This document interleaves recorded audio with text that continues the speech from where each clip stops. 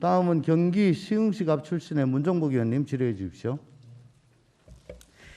예, 저는 20일 경실련의 발표를 보고 경악을 금치 못했어요.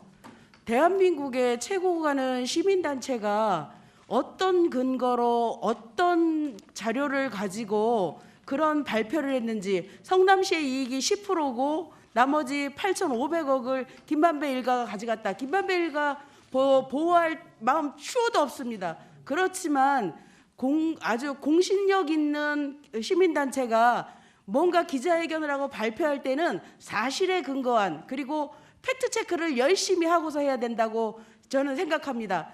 이 경실련의 이 행위와 관련해서는 대선에 영향을 주려고 하는 정치적인 의도가 다분하다고 생각하고요. 경실련에 대해서는 어찌해야 될지 저희가 고민을 좀 해봐야 되겠습니다. 그리고 저는 심상정 의원님을 굉장히 존경합니다. 존경하는데 그런 경실련의 말도 안 되는 수치를 가지고 지금 국감 현장에 나와서 그것을 가지고 말씀하시는 것에 대해서 심히 유감의 말씀을 전하고요. 그런 확정되지 않은, 팩트가 정리되지 않은 내용을 가지고 전 국민이 보는 국정감사에서 그렇게 말씀하시는 거는 아니라고 생각합니다.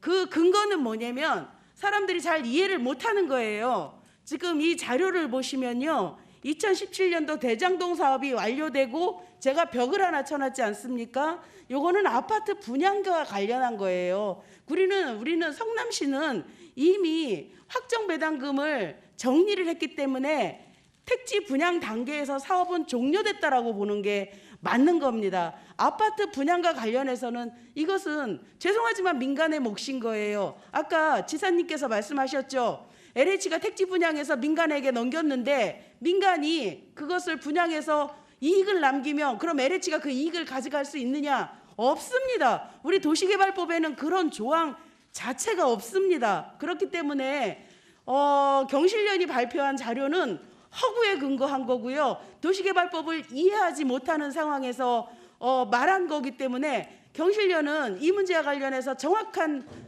보도를 저는 해야 된다라고 생각을 하는 거고요. 지사님 묻겠습니다. 2014년도, 15년도 이거는 부동산국 부동산원에서 받은 자료를 저희가 보기 좋게 얘기를 한 건데요. 이게 보면 2016년도 6월을 기점으로 해서 올해 6월을 기점으로 해서 지수를 100으로 따진다라고 하면 2014년도, 15년도는 반토막이 난 상태입니다. 주택 가격이. 그러면 그렇습니다. 이 시기에 성남도시개발공사가 출범을 하고 민간 사업자를 공모를 하게 됩니다. 그리고 그 당시에 수도권 미분양률은 수도권에만 35,000호가 됩니다. 이런 부동산 경기가 굉장히 안 좋은 상황에서 사업을 하게 되는 성남시의 입장은 어찌되었든, 저는 지사님께 그 얘기 좀 물어보고 싶어서요. 저기 천공 스님이나 무슨 침을 놓으시는 그런 분들 옆에 놓고 향후에 부동산 경기가 어떻게 될 것 같으냐 이런 조언을 받았으면 좀 달라질 수도 있었겠지요. 그렇지만 제가 그 정도 됐으면은 대한민국 돈 다 벌었을 겁니다. 그러니까요. 그래서 이 당시 부동산 경기가 최악으로 하락이 됐으니 이때는 우리가 손해 보지 않고 다만 얼마라도 이익을 남겨서 성남 시민들에게 돌려줘야 되겠다라는 그런 생각이 있어서 이 그렇습니다. 우선 확정주 방식을 택한 거 아니겠습니까? 그러니까 당시로서는 미분양이 속출하고 있었기 때문에 이게 저희로서는 성남시가 당시에 내부적으로 계산한 거는 수익이 1공단 빼고 1,400억 정도가 예상이 됐고 LH는 450억 남는 걸로 계산했습니다. 물론 그러니까요. 1공단 비용 계산하지도 않고. 그러니까요. 그런데도 다행히 더 많이 3,600억, 그러니까 1공단 빼고 3,600이 남는 걸 절반해서 제가 70% 환수한 거는 국민들 보시기에는 부족하겠지만 그러나 전문가나 우리 정치 행정가가 보기에는 정말로 많은 겁니다. 그러니까 저는 언론이나 시민단체나 이런 분들이 도시개발법에서 몰라서 그렇게 한다고 생각하지 않아요.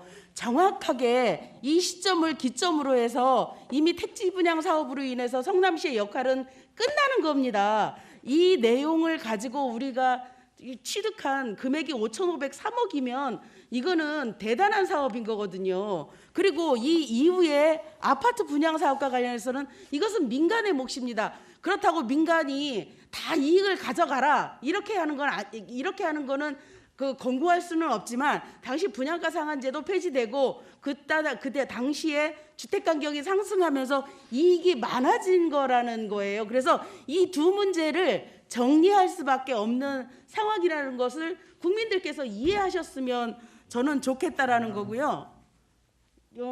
다음에는 그럼 정말로 우리 성남시가 이익을 10%만 가져왔냐? 그거는 아니라는 겁니다. 최초에 민간 사업자는 모든 리스크를 가져갔어요.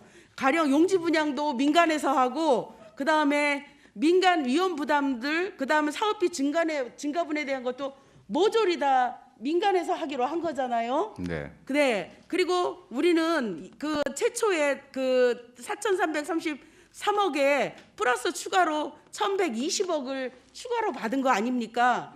제가 그렇죠? 그거하고 공산 땅 소리 들었습니다. 네, 그거 공산당 소리 들으셨죠. 마지막으로 사람들이 헷갈려하는 게 그러면 5,503억이 다냐 그렇게 얘기를 하시는데 실제로 보면 대장동의 기반 시설로 저희가 53%의 기반 시설을 가져갑니다. 이것도 공공 환수예요. 거기에 보면 뭐 학교 용지를 50% 기부 체납받는다든가 1공단 조성 사업이 있다.